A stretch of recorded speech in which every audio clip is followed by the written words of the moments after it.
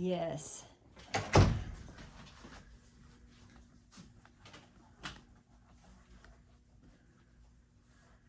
We made a video of this. You weren't there, but you'll get a chance. You can look at that. That's how we change the structure. The 3 tissues that have to change in order to truly make a structural correction, so that when we're done, you take care of yourself. I don't know. That makes sense? Yes. That's why I'm called the orthodontist of chiropractic. Because once I give you the retainer, which is basically the molding, the weights, and the isometrics, and the other exercises, that's gonna be your retainer, and you do it once a week for the rest of your life. Okay. When you're dead, you don't have to do it anymore. I'm so glad. I had a patient I'd fixed like 8 years before, and she saw Melissa and I, and she came and gave us both hugs, and she said, I feel so good, I still feel great. And I said, you're doing your exercise, right? And she said, well, no, I feel great. I said, I told you, you got to do these for the rest of your life. And she had a quandary look, and I said, when you're dead, you don't have to do it anymore. And she went, oh, they're getting that on the second day. That's why I do it. And in fact, my staff kind of laughs out there, and all the patients, they know where I am in the report of findings when I say that. So but that's the structural model. In fact, that's really the essence of changing the structure so that it stays that way. You still have to do things because life and aging, but more importantly, gravity. Gravity is the big issue. Okay, so we're going to talk about the immune system, why it goes wrong, especially when it goes awry. If you imagine a baby, in fact, we got a picture up there of the birth process where they're ripping the baby out of the birth canal, which I've seen many times. And as you look at that, that creates the first injury to the child, particularly in those upper cervicals, which you have the issue up there, which we talked about and showed you the picture of vertebral artery excursion as a result of that. The ligaments are the weakest they'll ever be inside the womb, because they haven't had stress. They haven't had, the pulls and the pushes and all those things that you normally get, and so it doesn't have a chance to get tough. Well, once you get that, the brainstem has the control of the immune system in it, and so then the kid starts getting sick. Croup, colic, ear infections. All kinds of things are happening. And the immune system is just learning how to take care of it, but then it's hampered by that. I can't do the job because my brainstem has pressure on it, and it's keeping me from doing the job that I was built to do. And so, but as it does that for long enough, it's so concerned, particularly the right brain, which is about keeping you alive. Gas pedal, brake pedal, right? Hormonal system, immune system, right? Keeping you alive, moving you forward, right? Adventure, right? So when you think of it from that, and that's all neuroscience, when you think of it from that point of view, the right brain at the beginning is really active and growing because it's trying to keep you alive. About 18 months to 2 years. After that, all of a sudden, the right brain goes, hey, we got this. Let's switch to the left. And that's why everybody, their speech centers are on the left. Even the left-handers. They're on the left because that's what you were growing at the time you started growing all of the circuitry relating to the different aspects of speech. Make sense? Mm-hmm. But I'm sick. I'm really sick. I'm going to die. And so what the brain does is it ramps up the immune system on high rev, what it would normally do if you were sick. But it's doing it just to survive. And then all of a sudden, I'm not getting sick anymore. I don't have to have another set of tubes in my ears. The colic's gone, the croup's gone, the bronchitis is gone, and that. But and the parents go, wow, they got over it. They grew out of it. No, not really. The immune system is on high rev all the time. And when they get sick, it takes them longer because they're already high. They can't come from here and go up with all the power and strength. They're coming from a point of weakness, okay? And so then after a while, you start to notice they got clear ooze coming out of their nose and their eyes. You say, where'd that come from? Well, that's because the brain is now on high rep for so long, I don't know what I can trust from the outside world. We used to call those allergies, but now it's sensitivities because we're so sensitive, right? Yeah, try driving.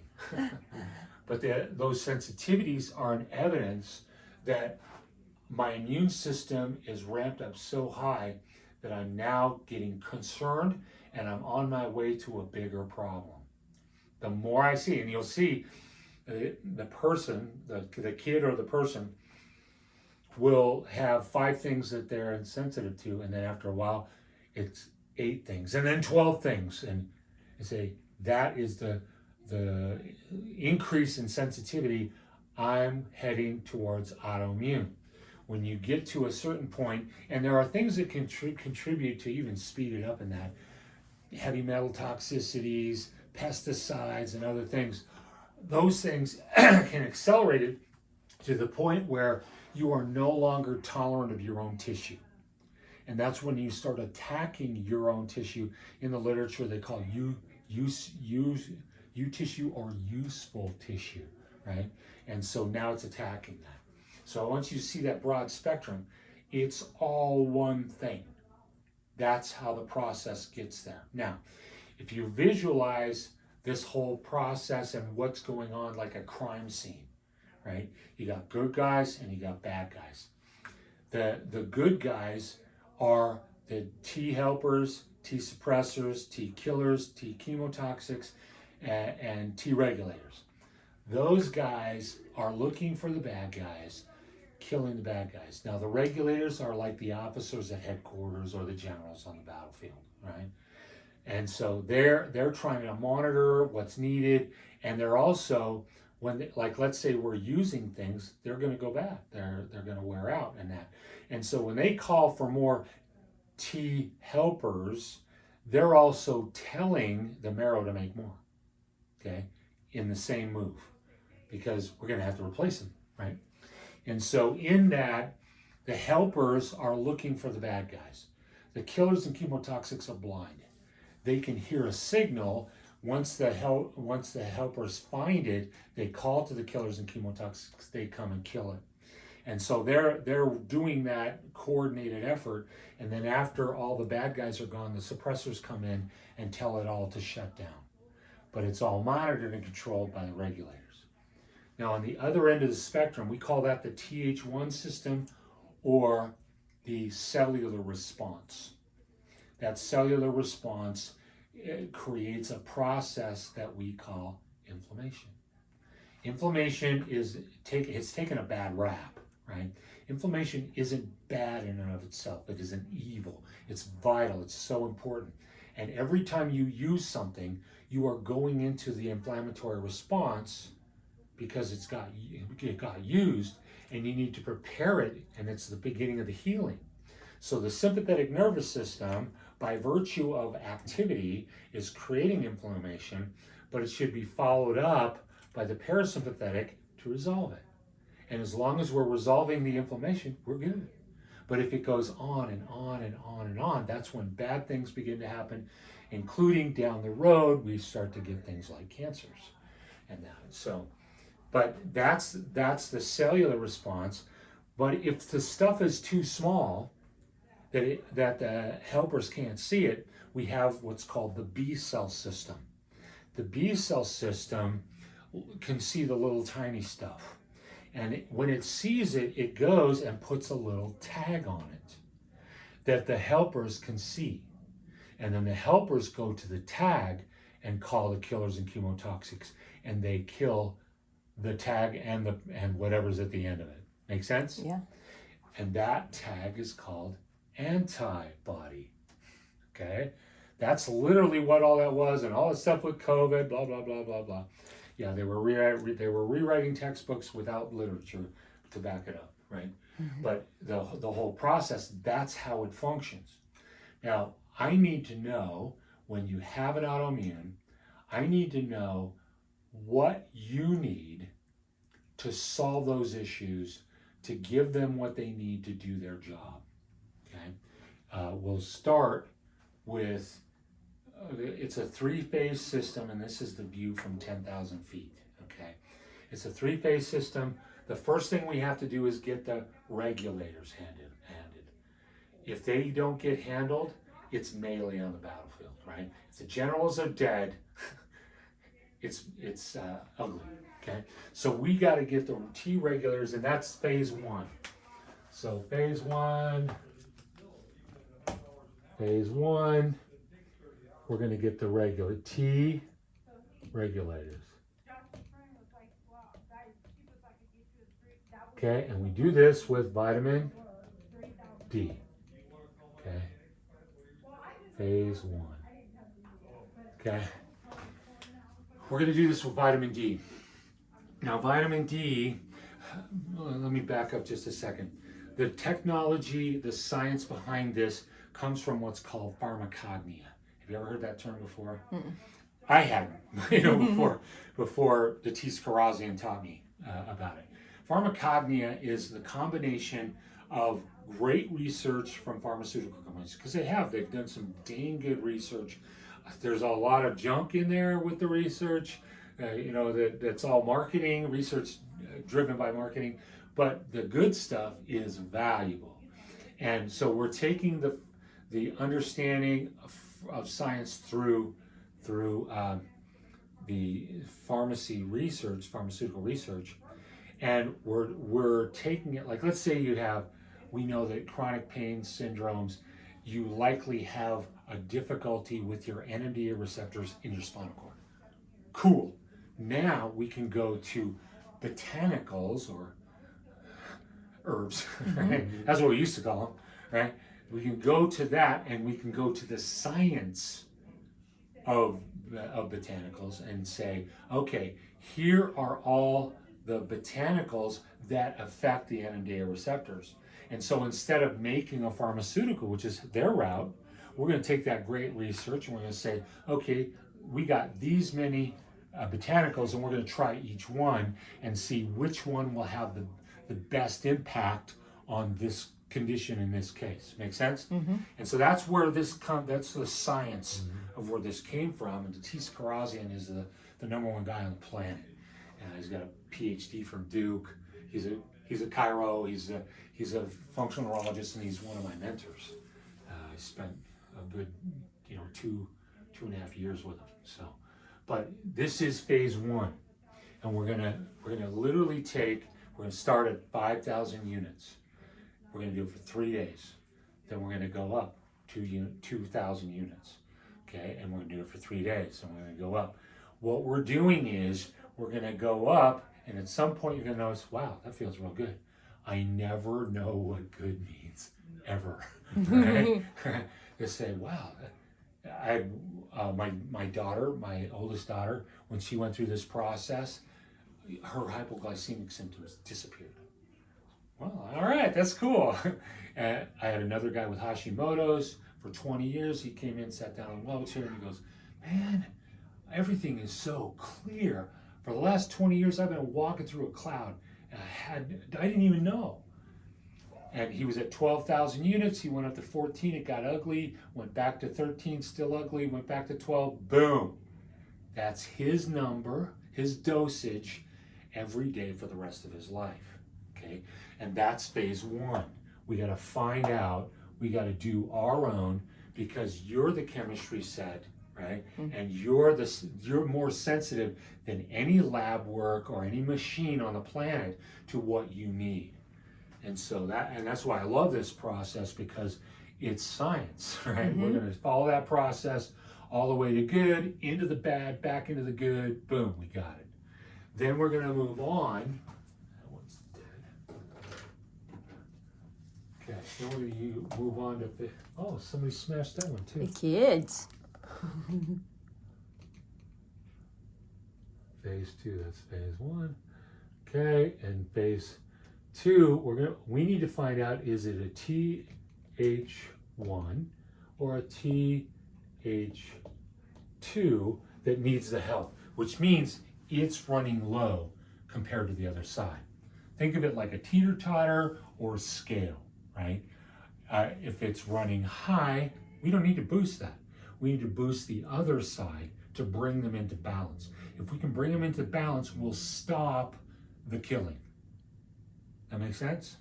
Okay, so we're going to use, for the TH1, we're going to use echinacea. And over here, I usually use caffeine. I can use resveratrol also. I was just dealing with another patient, and she didn't like the idea of caffeine. And we're battling. What are we paddling for, man? This is why I don't like doing this. Okay? This is not supposed to be a battle. This is for you, not me. Right? Well, okay. I said, all right, for your brain, let's do resveratrol, which is one of on the list anyway, right? So we're gonna, and on her, I say, how was echinacea? Oh man, I never take it. It's horrible. It's likely that TH1 is high, right? So if you take it, it's going to make you worse, right? It unbalances even more. So she took it. It got worse. Got it? She stopped. It got better. So I know in 2 directions, it is most likely high TH1. Now I come over here and either use caffeine or resveratrol, and I take it, okay? On the upside, it feels good. On the downside, it doesn't feel as good. I know in 4 directions that this one's the low one. Now, phase 3. Okay. That's where I'm trying to get with her, right? And so phase 3 is I give you the list. Let's say, per adventure, it's a TH2. TH2. I give you the list. There are 5 or 6 on there. You're going to do with each one of those individually. I stress that, individually. You're going to do each one of those like you did with D. You're going to go up 3 days, up 3 days, up 3 days, into the good, up into the bad, back into the good. Now I know with that botanical, whatever it is, we'll just call it X. Wow, that's math. They don't do math here in Vegas. Clark County School District. Is there anybody worse than us? Mississippi. Okay. They're the only ones. Right? That's scary. Yes. You're in the land of math. Yes. Yes. Gambling is math. And that's why they're rich. And exactly. Dumb down the audience. So with the X, I know the dose. I guess I'm careful how I say that here in this town, right? Dose. Could be 2. All right. The dose and what is the good. I find out what is the dose and what is the good. Once I've found that out, I'm going to stop that and move on to the next one. The reason we did this is really for me more than you. Because when I give you a list, I'm 100% confident that if one of those makes you feel bad, I'm not thinking, oh crap, I gave you the wrong list, right? And all of the things on that list can make you badder. Okay. More batterous. Okay, so I'm going to do each one of those individually. If there is a bad one, great, there's a bad one. It doesn't need that support and that. So, and then when we've gone all through those, and we've done dose and what good means, then you and I sit down. This is the end of 3, and we look at that list. We already know D. We're still doing D for the rest of our life, right? Every day. But we look at the list, and I say, what did you like? And you pick out the ones that you really like. And I say, okay, we're going to try that as a cocktail. Now, with a caveat to that, I want you know what 100% value of each of those is. When we take the cocktail, I want 100% of each of the value of each of those that we're putting in there. So if you do it and you got 3 and 2 of them are 100% 170, then we're gonna, after 3 days, and that's what we get, then we'll try a cocktail in the morning with D and that, and then in the afternoon we'll try the other one. Make sense?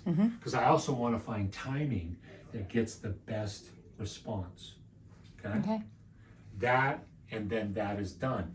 You're doing the D and that cocktail, whatever it comes out to, every day for the rest of your life. Okay. Does that make sense? Yes, so I need to get vitamin D, echinacea, Don't and worry caffeine. about that yet. Okay. Just D. Okay. Just D. As we get closer to the end of phase 1, then we'll get some echinacea, caffeine, or some, the alternative or whatever. Okay. Do you have a brand that you recommend that's not stepped on and all that good stuff? Yeah. Hard to find. I don't have time to Yeah. go with that. I'm in another fellowship. And so I'm running as fast as I can, and people ask me that, I say, you know what, you either,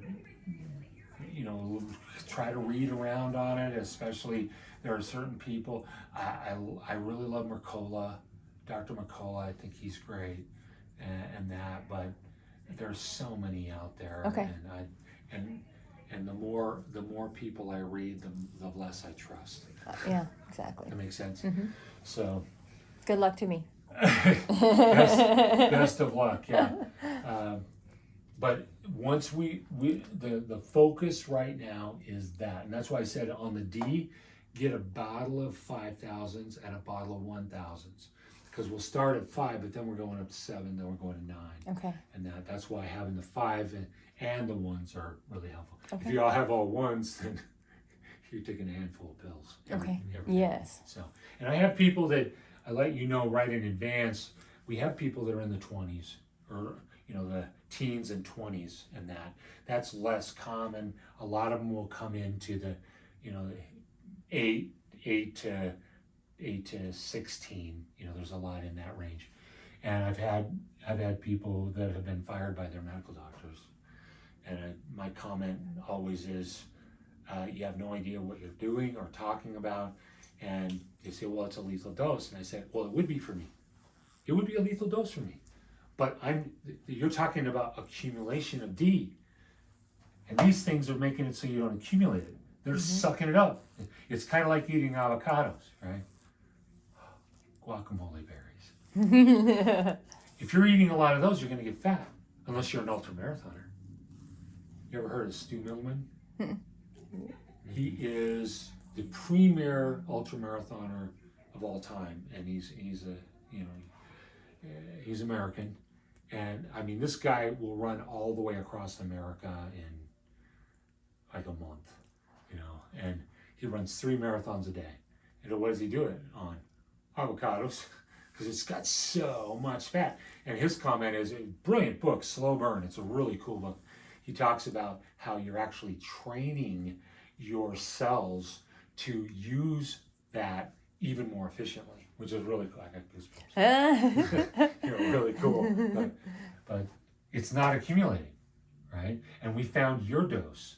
And what's funny about those doctors is, to this day, I've never had where one of my patients, who they were about to fire and then did fire, that their lab work showed that they were, having a lethal dose. It was gone. Where'd it go? Yeah, the T regulators took it. And so, and that's one of the harder things I deal with is, all the whispers in the ears and that. But I did have one that we did, retest to see where we were, and it still came out about the same. I had this kid who was finishing school, college. He was young, he was like 25, newly married, sweet little wife and baby. She had worked for me, and he had an autoimmune rash, and that autoimmune just tore him up. He had PTSD, he'd wind up crying, and 25-year-old kid, thinking, why are you crying? I don't know. That's the autoimmune, right? Don't worry about it. Anyway, we go through this whole process, and we get to phase 3, and we get everything. We were looking at the list, and one of them got rid of the rash, one of them gave him really great clarity, and one gave him amazing energy. that's what he wanted. And the cocktail got him 100% of all three. And what's interesting about his case is things were really rolling, and for over a year and a half, they were great. And then he moved to Pahrump. And so because he was out there, they were seeing a counselor, a marriage counselor, who did like laser cap on people and that. And he commented, well, I have a neurologist that put me on this protocol for autoimmune. And she said, oh no, I'm a brain lady, I'm a brain person, and you don't need that. This laser will take care of the immune system. So he stops taking it. Well, he stops taking it in November, and he was fine until February. And then he dropped off a cliff. It just, and she calls me and says, Dr. Elmer, he was doing great. And she explained to me everything I just told you. And I said, when did he stop taking it? She told me. And she said, well, will you do something? He's in bed, he's crying, he's got the rash back. He doesn't want to do anything or go anywhere. I said, oh, sure, I'll see him. But you have to start the protocol right now or I won't see him. She called me back, like a couple hours later. He's fine. Oh. I said, the protocol is for the autoimmune, not the immune system. It's for the dysfunction within the immune system. See, even though this is going on, other parts of the immune system may be doing their job. I see that a lot with like I've got a patient who has MS, and she has a hyperfunction, autoimmune, but also she gets sick a lot. So part of it is like this. Make sense? Mm-hmm. And so part of it could be working fairly well, and then the other part's killing you.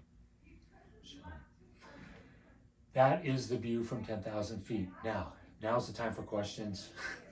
I'm going to take it as it comes. Okay? Because this makes sense, and I'm going to have to watch this 500 times. Sure. Yeah, that's why we're doing it. And we'll just... And I do have some on my video library too on the YouTube relating to that. So. No, I'm ready. This is good. This makes a lot of sense. Good. Yes, and it explains my mood, explains a lot of stuff. Mm-hmm. Yeah, because if you imagine that you're already struggling with challenges structurally, pain-wise, but you're already dealing too with the neurological effects, and then we add on top of that a global inflammatory process. Mm-hmm. Well, that global inflammatory process implies that you are sick all the time. When you have a flare-up, it's really bad. But even when you feel good, whatever good means for you, mm-hmm. right? Because, okay, this is where I'm living right now. Even when you're there, you're sick because you're attacking your body. Mm-hmm. Make sense? Oh, yeah. It's not just a physical sickness, too. It could be mental. Mental is another layer. Yeah. See, and part of that relies on circuitry that she's having problems with. Mm-hmm. And here's the loop that I deal with. So let's talk about circuitry,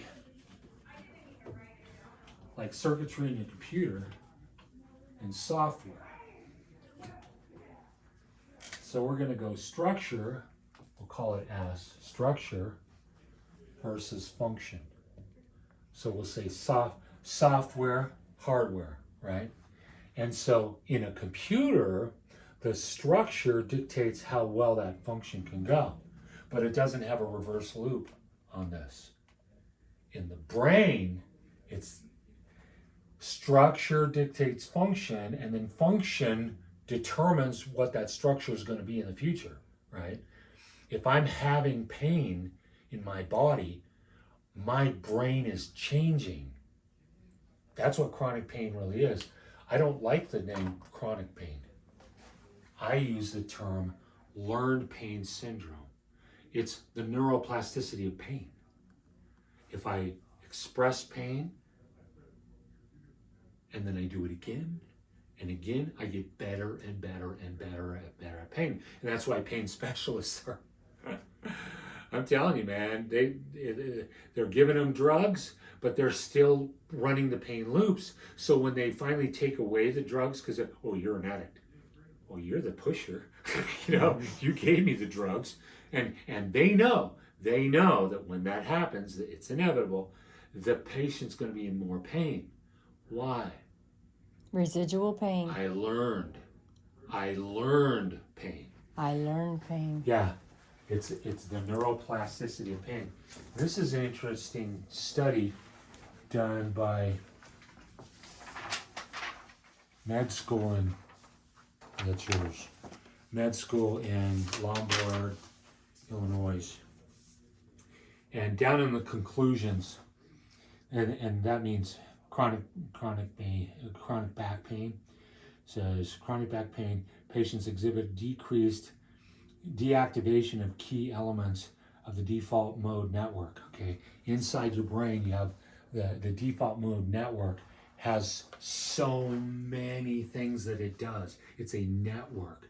So you've got like certain areas that do certain things, and then certain things are on one side, but then you have networks that actually that combine other areas and both sides.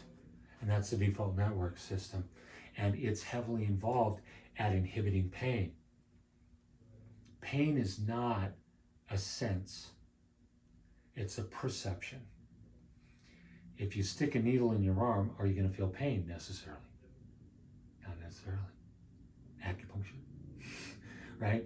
They're sticking a needle. Yeah, it's small, but they also know where to put it to where they're disrupting the least number of what we would tend to call pain fibers, but they're called nociceptors, and you activate more of large diameter fibers, and they inhibit pain. You have a multi-tiered, multi-level painkiller system, and it's all dependent upon movement. And so the more pain you're in pain, the more you don't move. The more you don't move, the more you're not inhibiting your pain. But then also you're learning pain because you're expressing it over and over again. So if I've got body pain and I keep doing it, my peripheral nervous system is going to become sensitized. That's what we call it, peripheral sensitization. Once it becomes hyperactive through neuroplasticity of pain, then it starts to activate the central system and it becomes sensitive. And then the fils de resistance is what we call wind up, where it starts to wind back on itself. So now you wake up in pain even though you didn't activate down here. Now you make your own pain. And that's the whole process. And that's the change within the brain. And here it says on the last one, it says, this is the first demonstration of brain function disrupted by chronic pain. The brain of a chronic pain patient is not simply a healthy brain processing pain information, but rather it is altered by the persistent pain. So the brain becomes dysfunctional because of long-term expression of that pain. Does that make sense? Oh, yeah. So one of my weapons, or my tools, is movement, getting me moving. All right, any questions about all that? Very good. All right, that's yours. Thank you. Very good.